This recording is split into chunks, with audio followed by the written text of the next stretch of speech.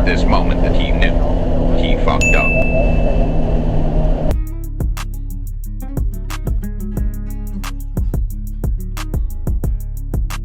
You know, NA boy.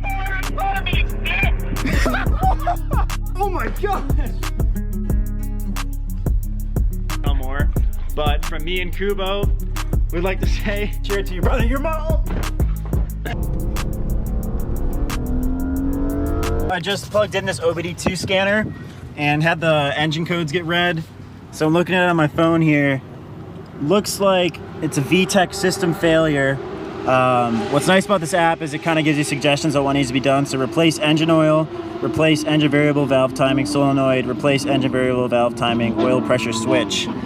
So I don't know, I'm kind of debating whether I should fill it up with oil or clear the code and then kind of give it another shot on the track, but I really don't want to stress the car, especially since I just got it. I don't really know everything that's wrong with it. So I think I'm just gonna add some oil to it. Hopefully that'll help the engine, you know, get me home, and then maybe I'll just have to drive the Porsche. But man, this is such a fun track and I can't wait to do it again. But next time this car is gonna be more than ready.